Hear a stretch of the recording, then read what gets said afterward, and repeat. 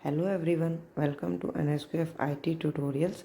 आज की इस वीडियो में हम डिस्कस करेंगे क्लास 11th IT सब्जेक्ट का जो चैप्टर 3 है, basic concepts of mathematics and statistics, उसके 1 मार्क्स के क्वेश्चंस के बारे में। क्वेश्चन जो होंगे वो हिंदी और इंग्लिश दोनों लैंग्वेजेस में होंगे। इसमें जो क्वेश्चंस होंगे वो मल्टीपल चॉइस क्वेश्चंस होंगे और फिर फिल इन द ब्लैंक्स के क्वेश्चंस होंगे। फर्स्ट हम देखेंगे मल्टीपल चॉइस क्वेश्चंस। तो फर्स्ट क्वेश्चन है, which of the following is not digital data. इनमें से कौन सा डिजिटल डाटा नहीं है। तो roll number, mobile number, marks, ये हमारा डिजिटल डाटा है। वॉल्यूम जो है वो हमारा डिजिटल डाटा नहीं है, एनालॉग डाटा है। तो इसका जो सही आंसर रहेगा वो रहेगा option C, volume. Second question है, which of the following is analog data. निम्नलिखित में से कौन सा एनालॉग डाटा है।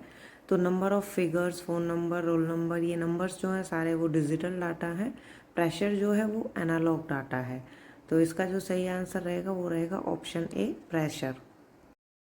क्वेश्चन 3 है, which of the following does not come under discrete mathematics. निम्नलिखित में से कौन डिस्क्रीट मैथमेटिक्स के अंतर्गत नहीं आता है।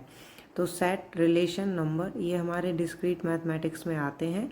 काउंटिंग जो है वो इसमें नहीं आती है। तो इसका जो सही आंसर रहेगा वो रहेगा ऑप्शन डी, काउंटिंग। क्वेश्चन 4 है, which of the following operations can be performed on a set. निम्नलिखित में से कौन सा ऑपरेशन सेट पर परफॉर्म किया जाता है। तो यूनियन, इंटरसेक्शन, सिमेट्रिकल डिफरेंस और डिफरेंस, ये जो है हमारे सारे ही सेट पर परफॉर्म हम करते हैं। इसीलिए इसका जो आंसर रहेगा वो रहेगा option D, all of the above, यानी कि ये सभी। क्वेश्चन 5 है, which of the following is use to prove instant equivalence. निम्नलिखित में से किसका उपयोग इंस्टेंट इक्विवेलेंस को प्रूव करने के लिए किया जाता है। तो इसके लिए हम ट्रुथ टेबल का यूज़ करते हैं, जिसमें ट्रू और फॉल्स हमें रिजल्ट मिलते हैं। तो इसका जो सही आंसर है वो है option A, truth table. Question 6 है, which of the following is not a Boolean operation. निम्नलिखित में से कौन सा एक बुलियन ऑपरेशन नहीं है। तो बुलियन ऑपरेशंस हमारे नॉट, एंड, और, एक्सॉर, ये सारे बुलियन ऑपरेशंस होते हैं हमारे। लेकिन जो ऐड है वो बुलियन ऑपरेशन नहीं होता, इसीलिए इसका जो आंसर रहेगा वो रहेगा ऑप्शन डी, ऐड। क्वेश्चन 7 है, what is the meaning of finite difference of two sets. यानी कि दो सेट के बीच में फाइनाइट डिफरेंस का मतलब क्या होता है। तो फाइनाइट डिफरेंस क्या होता है, all values which belong to one of the sets but not to both. मतलब कि जो एक से बिलोंग करते हैं दोनों से बिलोंग नहीं करती। मतलब जैसे मान लीजिए हमारे पास दो सेट हैं, सेट ए और सेट बी। अगर वो सेट ए में वैल्यूज़ हैं तो वो बी में नहीं होनी चाहिए, वो फाइनाइट डिफरेंस होता है। तो इसका जो आंसर रहेगा वो रहेगा option C, all values which belong to one of the sets but not to both. In Hindi question 7 है, दो सेटों के फाइनाइट डिफरेंस का अर्थ है, यानी क्या अर्थ होता है। तो सभी वैल्यू जो इसमें से एक में है लेकिन दोनों सेट में नहीं है, यानी एक सेट में तो वैल्यूज़ हैं वो दोनों में नहीं है, यानी कॉमन नहीं है, एक में ही है। तो इसका जो सही आंसर है वो है ऑप्शन सी। क्वेश्चन 8 है, what is the meaning of union of two sets. Union का मतलब होता है कि जब हम दो सेट्स का यूनियन करेंगे, मान लीजिए सेट ए में 1 2 3 है और सेट बी में ABC है। तो जब दोनों सेटों का यूनियन हम लिखेंगे तो उसमें हमारा क्या आ जाएगा, जो नया सेट आएगा ए यूनियन बी, उसमें हमारी जो वैल्यूज़ आएंगी वो 1 2 3 ABC सारी आएंगी। अगर कोई रिपीटेड वैल्यू है तो वो भी रिपीटिशन में ही आएगी। मतलब ए और बी से जो भी वैल्यूज़ बिलोंग करती हैं वो सारी उसके यूनियन में आएंगी। तो इसका जो आंसर रहेगा वो रहेगा option B, set of all values that are members of either or both sets.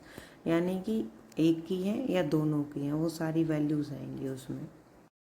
In Hindi question 8 है, दो सेटों के यूनियन का अर्थ है। तो सभी वैल्यू के सेट जो किसी भी सेट या दोनों के सदस्य हैं, मतलब अलग अलग में भी हो सकते हैं और दोनों कॉमन भी हो सकते हैं। तो सारी वैल्यूज़ मिला करके हमारा यूनियन बनेगा। तो इसका आंसर है ऑप्शन बी। क्वेश्चन 9 है, what is the meaning of intersection of two sets. Intersection का मतलब होता है कि कॉमन वैल्यू, दो सेट्स में जो कॉमन वैल्यूज़ होगी वही हमारा इंटरसेक्शन आएगा। और इंटरसेक्शन को हम उल्टे यू से रिप्रेजेंट करते हैं। जैसे यू हमारा ऊपर की साइड खुलता है और इंटरसेक्शन में यू हमारा नीचे की साइड खुलेगा। तो इसका जो आंसर रहेगा वो रहेगा option D, set of values that are members of both sets, यानी कॉमन वैल्यूज़ जो होंगी दोनों में। इन हिंदी क्वेश्चन 9, दो सेटों के इंटरसेक्शन का अर्थ है तो वही है कि जो वैल्यूज़ दोनों सेटों में हो, कॉमन हो, वही इंटरसेक्शन होता है। जैसे हमारे पास अगर सेट ए में 1 2 3 है और सेट बी में हमारे पास A to B है, तो हमारा जो A इंटरसेक्शन B का आएगा वो आएगा 2, क्योंकि 2 दोनों में कॉमन है। तो इसका जो सही आंसर रहेगा वो रहेगा ऑप्शन डी, वैल्यूज़ का सेट जो दोनों सेट के सदस्य हों, यानी कॉमन वैल्यूज़ जो होती हैं हमारी। क्वेश्चन 10 है, what is the meaning of difference of two sets. तो डिफरेंस का मतलब क्या होता है, माइनस जैसे हम लगाते हैं। मान लीजिए हमारे पास सेट ए और सेट बी है, तो set A minus set B क्या होगा कि वो उसकी जो वैल्यूज़ आएंगी वो आएंगी जो सेट ए में है बी में नहीं है, मतलब बी में जो है वो नहीं आएंगी, सिर्फ ए की वैल्यूज़ आएंगी। तो इसका जो आंसर रहेगा वो ऑप्शन ए रहेगा, all values of one set that are not members of the other set, यानी एक के मेंबर्स हैं वो दूसरे के मेंबर नहीं है, वो हमारा आंसर आएगा। इन हिंदी क्वेश्चन 10 है, दो सेटों के अंतर का अर्थ है। तो एक सेट की सभी वैल्यू दूसरे सेट के सदस्य नहीं होने चाहिए। जैसे कि सेट ए है, सेट बी है, तो ए माइनस बी अगर हम करते हैं तो ए की वैल्यूज आएंगी, बी की नहीं आएंगी। तो इसका जो आंसर रहेगा वो रहेगा option A. Now fill in the blanks. तो इसका क्वेश्चन फर्स्ट है, discrete maths perform various dash operations on arithmetic data. Discrete math जो है वो अर्थमेटिक डाटा पर विभिन्न डैश ऑपरेशंस करता है। तो ये डिस्क्रीट ऑपरेशंस परफॉर्म करता है अर्थमेटिक डाटा के ऊपर। तो इसका आंसर जो रहेगा वो डिस्क्रीट रहेगा। सेकेंड क्वेश्चन है, to solve a problem it is necessary to use a dash. समस्या के समाधान के लिए डैश का उपयोग करना आवश्यक है। तो इसके लिए हमें लॉजिकल आर्ग्यूमेंट्स यूज़ करने चाहिए। तो इसीलिए इसका आंसर जो रहेगा वो रहेगा लॉजिकल आर्ग्यूमेंट। क्वेश्चन 3 है, symmetric difference is the set of all values that belong to one set but not to dash. Symmetric difference उन सभी वैल्यूज़ का समूह है जो सेट में से एक में है लेकिन डैश में नहीं है। तो जो फाइनाइट डिफरेंस था हमारा वही सिमेट्रिक डिफरेंस होता है। तो इसमें क्या है कि इसका आंसर जो रहेगा बोथ यानी दोनों रहेगा, मतलब एक में तो है लेकिन दोनों में वो नहीं है, मतलब जो कॉमन है वो वाली वैल्यू नहीं आएगी, इसमें कॉमन से अलग वाली वैल्यू आएंगी। क्वेश्चन 4 है, इन discrete math the relationship between two sets is represented through dash.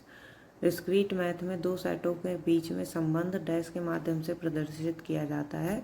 तो दो सेट्स के बीच में अगर हमें रिलेशन दिखाना है तो उसके लिए हम कार्टेशियन प्रोडक्ट का यूज़ करते हैं, जिसके लिए हम क्रॉस के साइन का यूज़ करते हैं।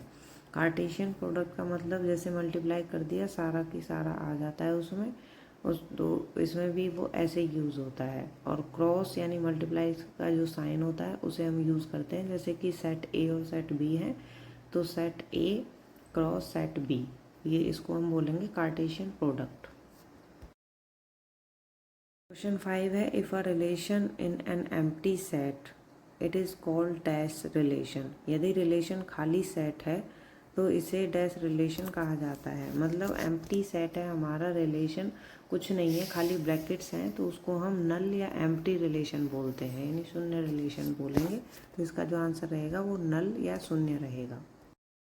क्वेश्चन 6 है, if there is a relation between two sets the set of all first elements of ordered pair is called the domain and the set of all second elements is called the range। यदि दो sets के बीच में relation है तो सभी ordered pairs के जो पहले एलिमेंट्स के सेट हैं उनको हम डोमेन बोलते हैं, और जो दूसरे एलिमेंट्स के सेट हैं उसको हम रेंज बोलते हैं। क्वेश्चन 7 है, the relationship between two elements can be represented by A dash. दो एलिमेंट्स के बीच रिलेशन को डैश द्वारा प्रदर्शित किया जाता है। तो अगर दो एलिमेंट्स के बीच में हमें रिलेशन दर्शाना है, दिखाना है, तो उसके लिए हम रिलेशन डायग्राम का यूज़ करते हैं। तो इसका जो आंसर रहेगा वो रिलेशन डायग्राम रहेगा। क्वेश्चन 8 है logic is a dash and dash combine together to form statements. Logic dash और डैश से मिलकर स्टेटमेंट्स का एक सेट है। तो लॉजिक में क्या होता है, प्रेमिसेस का सेट होता है और कंक्लूजन होता है, उससे मिलकर ही हमारा लॉजिक बनता है जिसे स्टेटमेंट हम बनाते हैं। स्टेटमेंट्स मिलकर एक सेट बनाती हैं। क्वेश्चन 9 है ए प्रोपोजिशन और formula that has the truth value T यानी true for every assignment is called a dash. एक प्रस्ताव या एक सूत्र जिसमें प्रत्येक असाइनमेंट के लिए ट्रुथ वैल्यू टी होता है उसे डैश कहा जाता है। तो उसे हम ट्यूटोलॉजी बोलते हैं, जिसमें हर हालत में ट्रुथ वैल्यू ही आती है सबके लिए। ट्यूटोलॉजी क्या होती है कि जैसे हम के मैप में यूज़ करते हैं तो उसमें अगर सारे के सारे बन आ जाते हैं तो उससे ट्यूटोलॉजी बनती है हमारी, उसे हम ट्यूटोलॉजी ही बोलते हैं, मतलब सबके लिए ट्रू है वैल्यू हमारी। तो इसका जो आंसर है वो है ट्यूटोलॉजी। क्वेश्चन 10 है ए प्रोपोजिशन और formula that is neither a tautology nor a contradiction is called a dash. एक प्रोपोजिशन या एक सूत्र जो ना तो ट्यूटोलॉजी है और ना ही एक कॉन्ट्राडिक्शन है, तो उसे क्या कहा जाता है, उसे कंटिंजेंसी कहा जाता है। तो इसका जो आंसर रहेगा वो रहेगा contingency. So thank you. Video अगर अच्छी लगी है तो लाइक करें, शेयर करें, कमेंट में ज़रूर बताएं, सब्सक्राइब करें चैनल को आगे की वीडियोज़ के लिए।